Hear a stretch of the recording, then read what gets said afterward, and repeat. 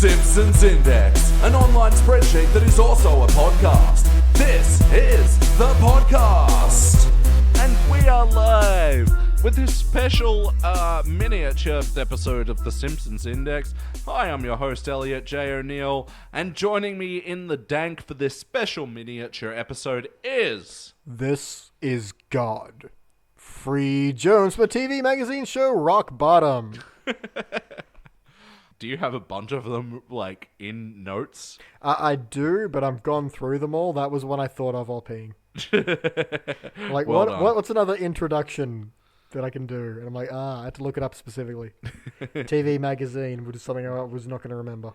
And we just watched Season 28, Episode 1, Monty Burns' Fleeing Circus.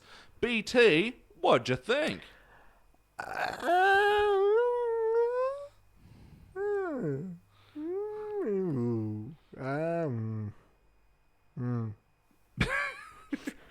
An episode which makes you think of many notes but not many opinions. No, it's just all right, well, let's just break this one down piece by piece and let's see how we feel at the end. So it starts off with the long foretold Adventure Time couch gag. Okay, so yeah, I liked the sweep through the town, but I thought the song part of it ruined it. The song part was a bit drab, and the sweep took a bit too long as well. I think you want to keep reskin the Adventure Time sweep as the Springfield one, but it went on for a bit too long. So you had some really good bits. You had, instead of Marceline playing the guitar, you've got Lisa playing a sax. Instead of the Ice King, you have Mr. Burns. That worked really well, but it went on for maybe 10 seconds too long. Yeah. There's like a whole intro. If there's an intro to the sweep, that was my problem. Okay. Yeah, I get that. Yeah, because normally in the Adventure Time thing, you get like a quick scene into the Bubblegum Kingdom, and then you moved on, and then you get a quick scene in the Marceline thing. And it felt like there were two more of those slowdowns than there were in the Adventure Time. Yeah, keep it tight and trim, basically. I feel like this is one they were padding, because not only do we get a weird extra part after Act 3 wraps in this one, which we'll get to, there's an additional credit sequence, which is... Oh, yeah. We'll get there, but let's just back things up and talk about the plot. Well, just quickly in the intro thing, like, I thought the whole, like, Simpsons Time thing was, like, a good premise, and like, the crawl, we're used to the standard intro of the Simpsons going through the town very quickly in a couple of seconds, and that sort of suited, doing an Adventure Time parody, but the problem I had with it was the song, where the line was, "It's Simpsons time, run, don't walk, and you might hear Maggie talk." Yeah, it was like... Then, in like that one episode where Homer the dog and Bart the human, and it didn't really gel with me. I mean, it's like, why is Homer a dog? Yeah. Like, it should be Homer the dad, if anything. That works. Oh. Hey, look, I just wrote about a line. Missed opportunities, man. And, to their credit, they got Pendleton Ward to do this thing, but, to his detriment as well, Pendleton Ward checked out of Adventure Time, and it's gone to shit lately, so... Well, he had other shit on, but in this one, it feels like he literally just phoned it in. Yeah. It's like, I don't know, Adventure Time, come on, run, don't walk, blah, blah, blah, Maggie talk, blah, blah, blah, Homer. And the thing I hate about it is that it's like, oh, this is an in-joke. That's what it felt like to me, and, like, I mean, to at least Adventure Time's credit, they're quitting in a year. Like, it's over in season 9, so we're going to have, like, 3 shitty seasons on the back end of, like, really good seasons of Adventure Time. Unlike The Simpsons, where it's like half their legacy now is... will continue until the sun is a cold, dark star. In 4 years, yeah. That is the estimated time. I know they're renewed till 30, but are they banking after that? Or? There is something inside of me that says 30's it, It's a nice round number. It's a nice, yeah. Also, we'd then have a cap for indexing. It'd be nice. I'm banking on it. I'm doing nothing for the next 5 to 10 years. So the episode itself is sort of centered around this storyline that Springfield gets a new amphitheater. Monty Burns decides to stage a show there. and he's got He has some memories. childhood trauma. Yeah. Um, And from- concurrently in a B storyline, Homer tries to whip the plant into shape, and that's just a few isolated scenes of bullshit crapness. Yeah, but you're quite wisely, but let's get to the point, skipping over some things. How does the town get destroyed? Well, the Lard Lardland Lad Donuts big statue goes missing.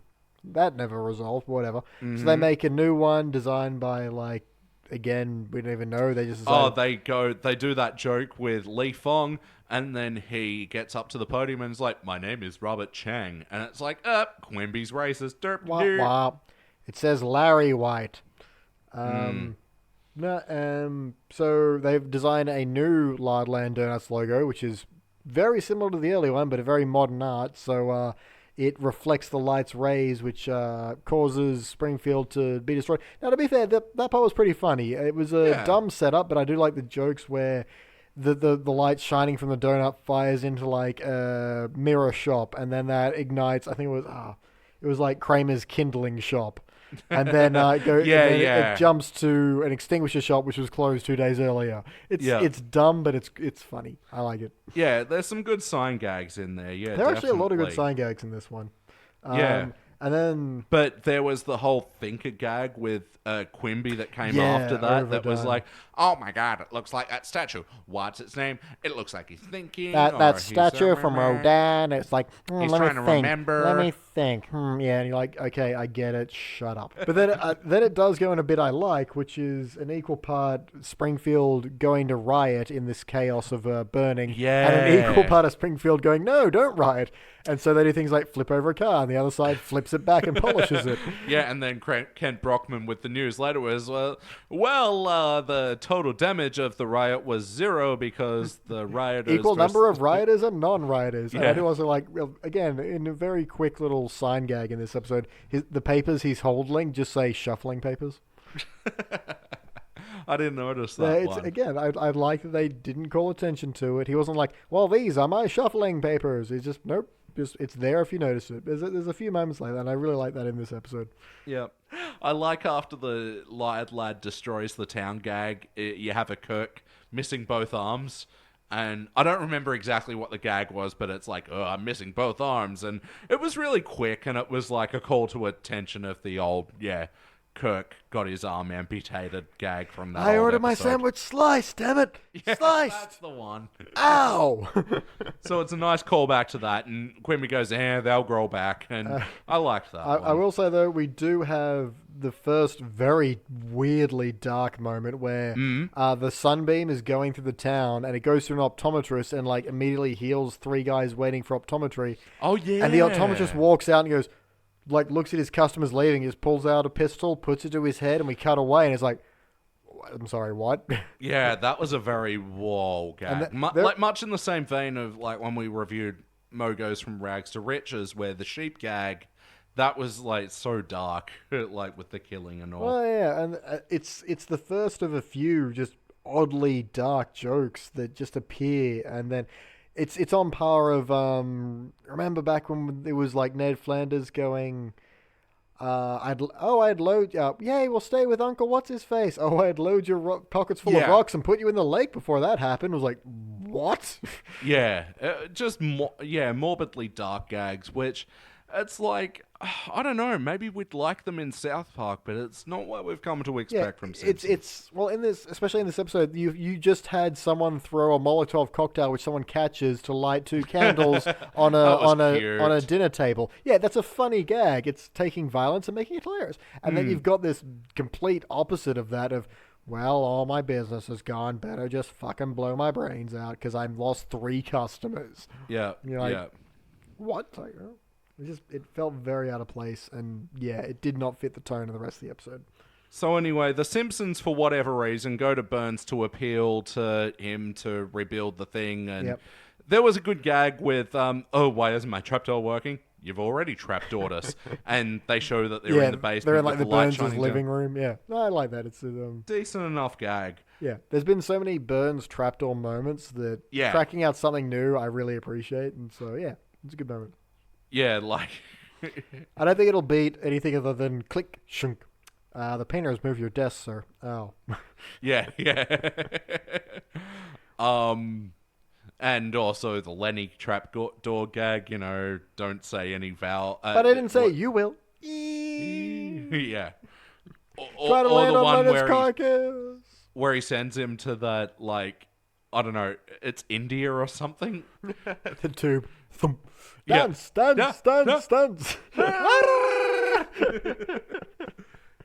We all want that button. So yeah, if we're putting it in a theme, there's at least a decent trapdoor gag in this one. Yeah, I always enjoy a good Burns trapdoor.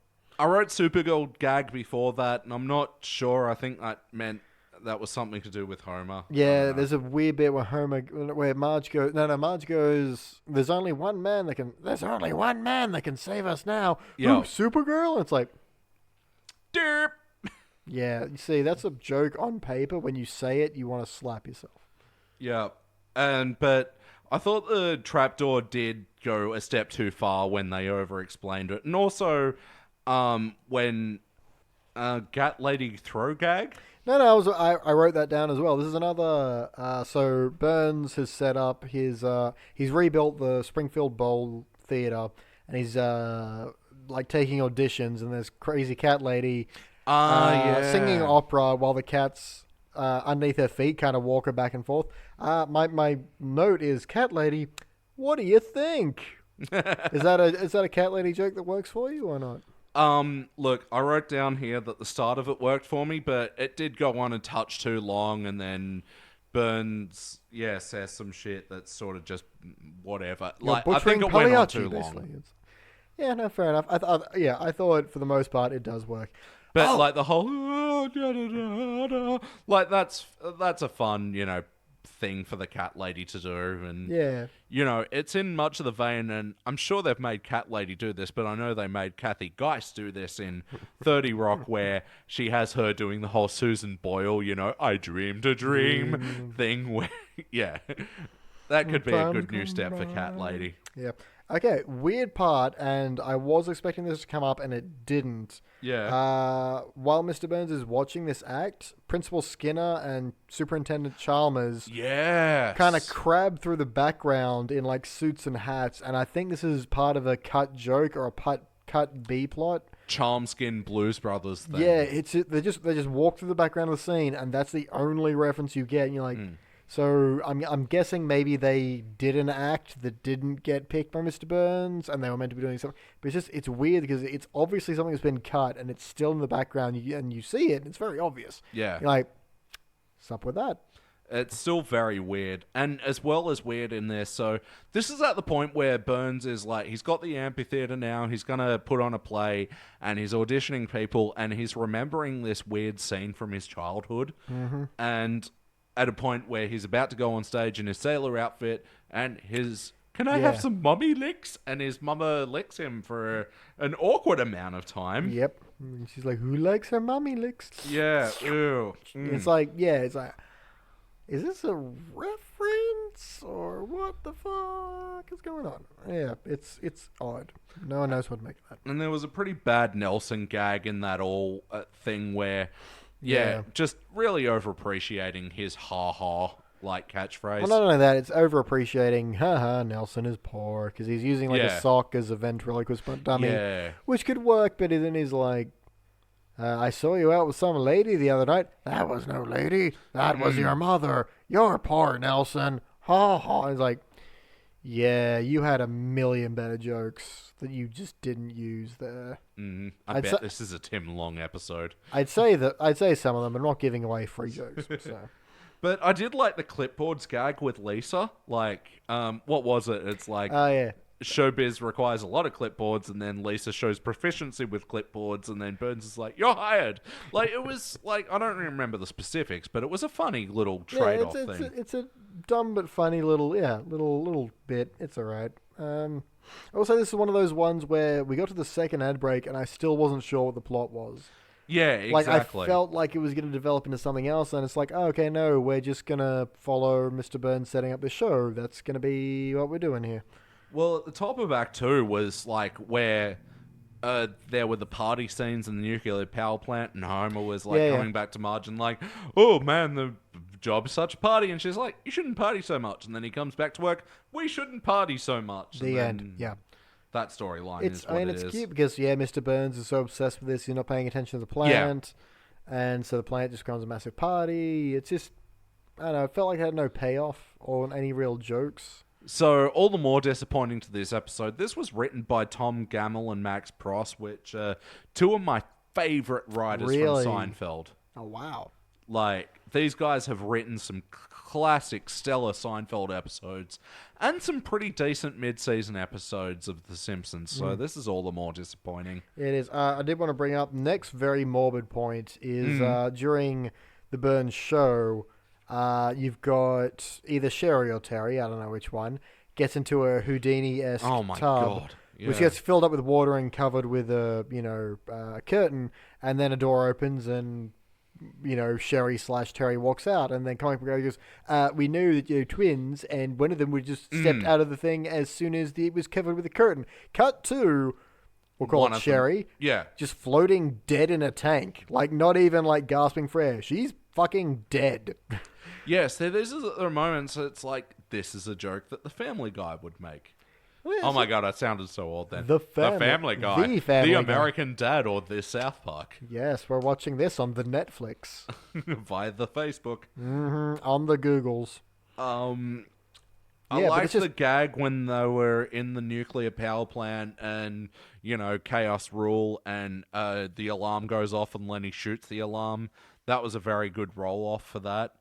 But then we cut back to the Monty Burns, auditioning thing, and Ralph does this thing where he's doing the spaghetti snorting through his nose and pulling through his mouth Yeah. thing. And then it's like, oh, next act. And he's like, I haven't started my audition yet. Waka waka. Yeah. It was so hacky. Yeah, it is. I mean, it harks back to Barney walking on stage, opening a six-pack, downing it in one, and the crowd goes wild. He's going, "Wait, I haven't started. I was going to juggle these chickens," Yeah. which explains itself in of itself. And this is just why It's a better joke rather than, oh, I'm snorting glue. You're fired. I haven't even started yet. Yeah, it's like- boring. No, it's dumb. There's no laugh there. I liked the whole me and Lenny are gonna Arnold Palmer Carl joke. Like, Did go on a bit long. it went on way too long, but it did have a good payoff at the end of the episode, though. Where Yeah, Lenny Carl and Carla. and Lenny Arnold Palmer Homer, and yeah, it's like those good ideas for a prank that I like. But yeah, that initial setup did take too long.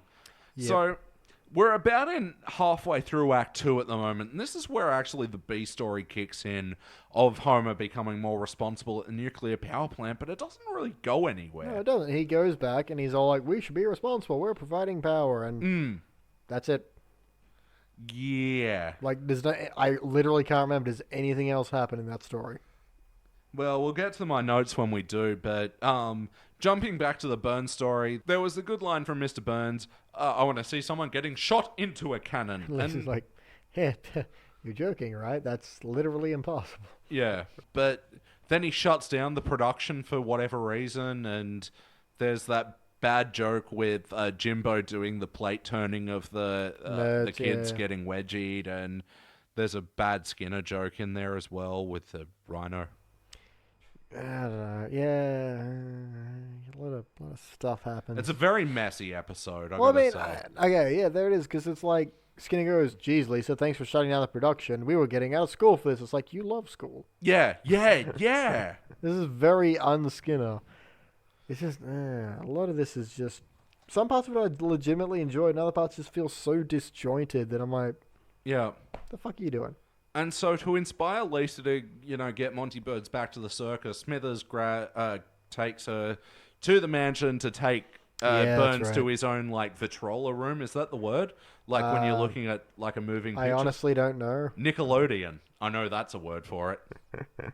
Also, depending on what it is a zoetrope, but it's not a zoetrope, don't worry. I don't know what a Vitrola is. But anyway, I there's just a like bunch the of word silent... zoetrope. There's a silent movie which shows, all these, previously happening cutscenes from Burns' life on the stage where his pants fell down at some point. And he showed Waka everyone waka. his butt. Wow.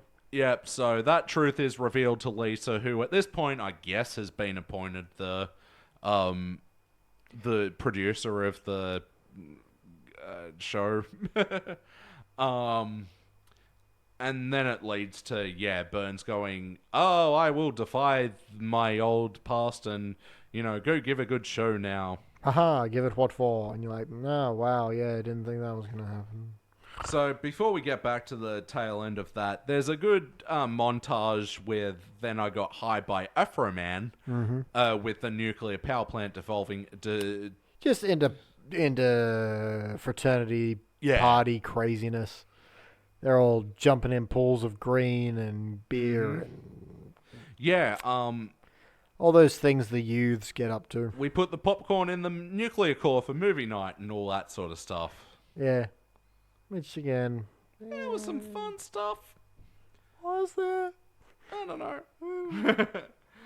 So they put on their show, and there's a intro to the whole play that is set over the Maple Leaf Rag and done in silent movie style, where Burns and Smithers crash the car for whatever reason. Nodding. Oh, yeah. Dark joke number 3. Yeah. So, like, they're doing the silent movie bit where they like, hurry, title card, hurry, Yeah. Smithers, we have to get to the Springfield Bowl. And then, like, cuts to a old-timey lady tied up on the middle of the road. And he's like, no time to stop, have to keep going. And then you'd think that'd be like a bump, and they would just keep going. But nope, windscreen splashed with blood. And you're like, oh, okay. Super dark. Again, it's a fictional intro video and a fictional thing. But even then, it's like, what? It's so out of the tone of the rest of the show. It's so weird.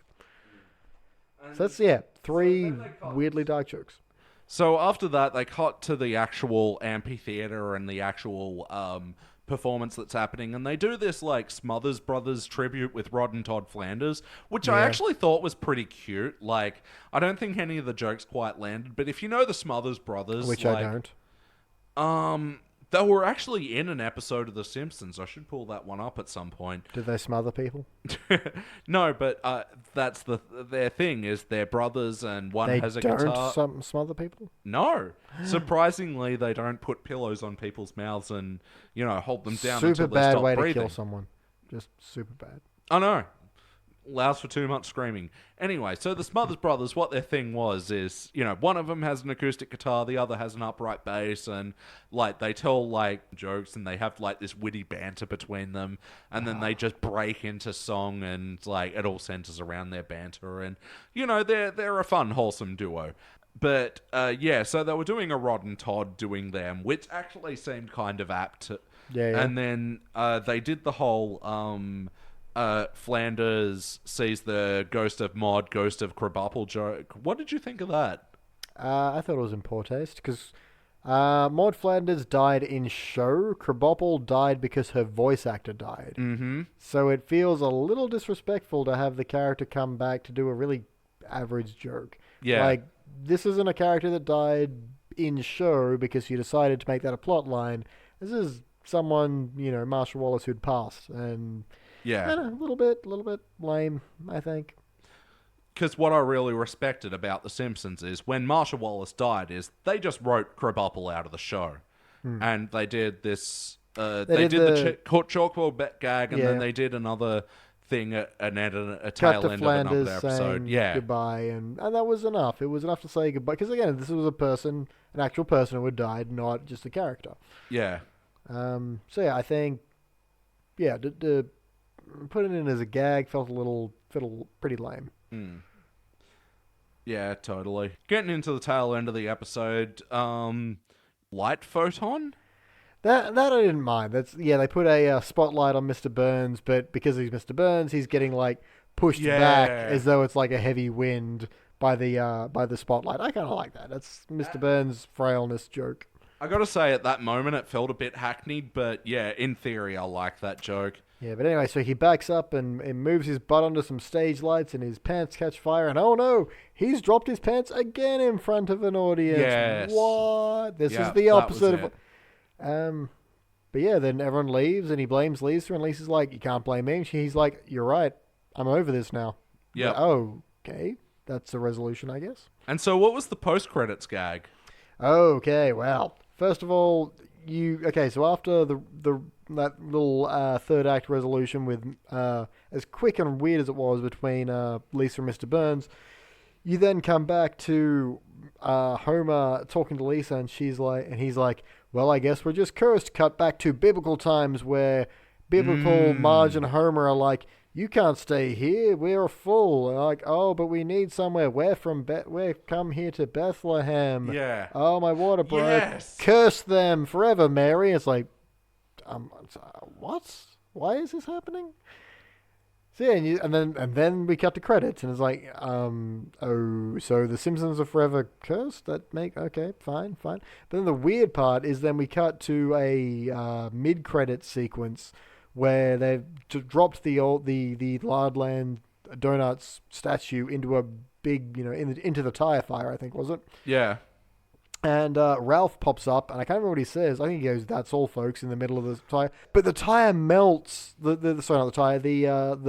donut statue melts onto Ralph. Yeah. Ralph is fucking dead now. So they've killed a lot of people Yeah, in this they've killed episode. Sherry or Terry. They've killed an optometrist, and Ralph is also dead. Like, you don't survive having molten statue poured on you. Yeah, it's a That's how my weird- great-grandfather died. Molten statue. Molten statue, Molten is, statue. is what killed Pound Cake Calloway, I believe was his name. Yep, accurate. Yeah, so all around, like, man, what a weird episode. I know, because, I mean, should we dive into questionnaire and get into that? Because Get into the questionnaire. I liked it for the most part. It's just those few jokes that were just so out of place really made you just come out of the story and be like, wait, what the fuck? Well, yeah, I don't even want to say that I liked it for the most time in the most place. Like, all around, I felt like this wasn't a good episode. Like, That's not good, but is it bad? ugh, You know what? Let's get there. Let's kick up your questionnaire and let's these get are there. the questions that keep me up all night, sir. Motherfuckers,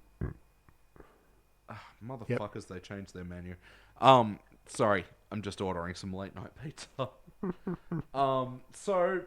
Synopsis wise, it was an A and B story, but the B was like 3 isolated scenes which didn't add up to much. I mean, it counts as a B, and we've seen B Just. stories before, which are only a few scenes, but they just felt so inconsequential and so nothing. Yeah. And yeah, you could have cut it all and filled it with, I don't know, fart jokes.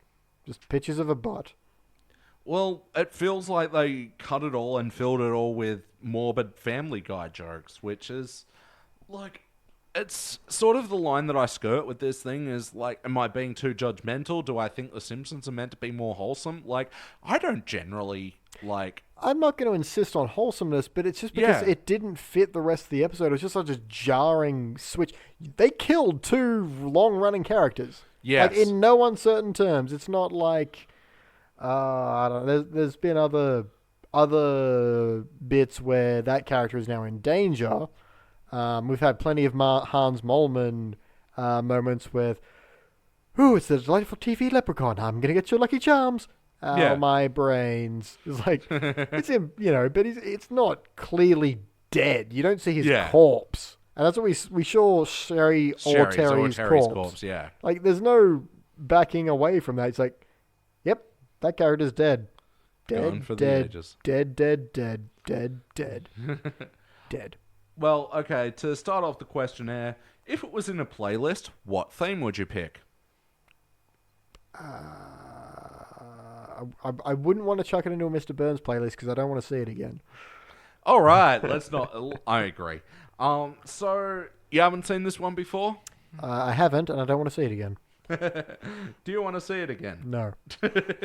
I don't We'll want to see skip it that again. question. So that leads us on to the wackiness. man, it's sort of hard to judge in this episode because I mean, a little wacky. You've got Mr. Burns losing his pants in front of an audience. You've got... There were some weird jokes where when they were looking at the viewer scope things, whatever the fuck they're called. yeah, the And they'd have like Vitrolas, the Nickelodeons. yeah, they'd have the lines on their eyes when they looked up, and yeah. they kind of make some visual gags with that, but they just feel off and pointless. Like okay, doing it once would have been fine, but then Mr. Burns was, Yeah, I don't know about wackiness in this one. It's like, I guess it was there, and I don't know if it it's helped. more of a disjointed wackiness rather than a waka waka kind of thing. So Yeah, it's hard to judge the wackiness on this one, which makes it even harder to judge the heart. Because where was it? it was meant to be Mr. Burns overcoming this old demon. It just didn't feel like it was there. Like, what's he learned? He's like, he just ends up being better. There's no, I've learned not to care about what people think anymore because I'm rich. Would have been fine. It's like, that's a Mr. Burns conclusion. There's that great one in the Loch Ness Monster episode. Where he's like, Homer says, to be loved, you constantly have to be nice to everyone. But to be hated, you have to be squat. And he's like, you know what, you're right. I'm a bitter old guy, and that fits me like a Speedo. I was like, that's enough. That's, a resolution. But this is just like, oh, I got embarrassed in front of an audience again. Well, I'm fine now. Like, yeah. Why? Shouldn't this be worse? Isn't this the confirmation of all your fears? Yeah, and especially because it's taking back to Mr. Burns' childhood, and it's trying to do some, retcon continuity there. It's just... Well, it's unclear continuity because obviously this is not his biological mother who's all licking his face because we know unless this happened just before he left them behind for this cold heartless billionaire, leaving also Bobo behind. He's about the same age, so it's hard left to the sailor suit behind as well. Which he brought back for this episode. Yep, and before he used a bumper car to cripple an Irishman. So integrity wise, did this feel like an episode of The Simpsons? I gotta say, I think Homer's off point in the respect that he's trying to bring the... But Marge gets him there. Like, he starts off party with everyone else, and then Marge is like, aren't you the safety inspector? And he's like, oh, there are plenty of safety inspectors. Oh my god, we only have one, and it's me. Oh god. So I guess there's a semi-natural progression, but his storyline just doesn't go anywhere. Yeah, there's no impact, and it's so flavorless that you don't care, and you get no heart from that, and you get no feeling. It doesn't feel like on point, because it's like, none of it matters. And same with Mr. Burns, it's like, well, he just got over it. Just because. Yeah. Okay, and Lisa helped him, because she's good with clipboards. Not because she thought, oh, I can teach you to be a better human, because... hey, I can open a clipboard. But no, he fought against his greatest enemy in the end, which turned out to be light. Well, that's everyone's greatest enemy. I will destroy the sun. He couldn't stand to the speed of light. So he's like negative speed of light. It was pretty... we already don't want to watch this episode again, so let's rank this thing. I am going to kick it off with a failure. Like, there's parts of me that want to participate in this episode because of a couple of good gags and everything, but as a cohesive story and as something that I am meant to taint by even slightly enough to give it a participant to say, it fell flat. Like, most of the part, it fell short for me, so I'm calling it failure. How about you, BT? For a long time, I was participant because I'm like, this isn't offensive or problematic in any way. I'm not, but it has no satisfying ending. It just finishes. It just ends. Yeah, it just ends. It's like, okay, we're done now. Bye. And it's like, okay. And yeah, just the weirdly dark turns that came out of nowhere. And that really weigh the episode down really heavily. The B story that was boring and didn't do anything, even though it had an interesting set. And yeah, all of it, I am going to failure. Failure. I mean, I'll give it a higher failure, not a very high failure, but it's an upper failure. But it's still, it just sucks. Yeah. And I think the fact I only really cemented that when I'm like, yeah, I never want to see this episode again. I'll be very happy if it never crosses my path. And it's very cemented in the Sorry. It's very apparent in that, like, this was the opener for their 28th season. Yeah. What the fuck? Very weak and bland and stupid. Yeah. All right, so that does it for season 28, episode 1, Monty Burns' Fleeing Circus. Thank you for checking out the Simpsons Index podcast. Don't forget to go to www.thesimpsonsindex.com for the spreadsheet and information about upcoming episodes.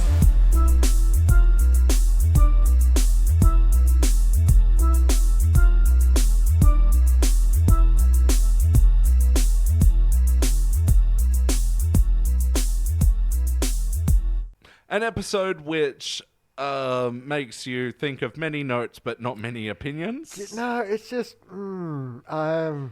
It's just All right. Well, It's just it's just It's just It's just It's just